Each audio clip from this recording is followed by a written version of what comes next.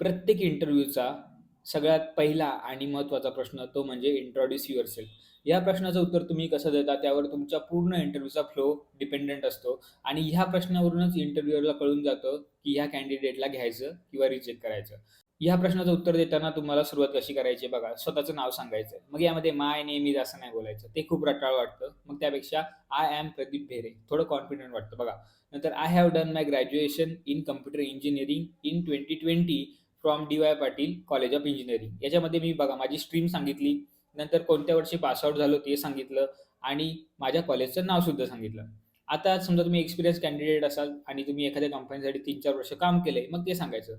After my graduation, I have started working as a software developer for this and this company and I have worked on this projects. मग ते प्रोजेक्टची नाव वगैरे सांगायची आणि तुम्ही कोणत्या टेक्नॉलॉजीमध्ये काम केलंय, समजा मी जावामध्ये केले, तर मी सांगेल की I have work as a Java developer in this company for this and this projects. ते झालं की तुम्ही कोणते सर्टिफिकेशन्स केलेत मागच्या 1-2 वर्षामध्ये, त्या सर्टिफिकेशनची नावं सांगायची. समजा तुम्ही 2 केले, 2 सांगायचं आणि तिसरं एक्स्ट्रा सांगायचं की I am currently working to get this particular certification. एवढं झालं की करंटली तुम्ही कोणत्या प्रोजेक्टवर काम करताय, त्याचं थोडंसं इंट्रोडक्शन द्यायचं, संपलं. मग इंटरव्ह्यूअर तुमचा नेक्स्ट क्वेशन तुम्हाला विचारणार. या प्रश्नाचं उत्तर आहे ना तुम्ही पाठच करून ठेवा आधीच, कारण प्रत्येक इंटरव्ह्यूमध्ये ह्या तुम्हाला प्रश्नाचं उत्तर द्यावंच लागणार आहे.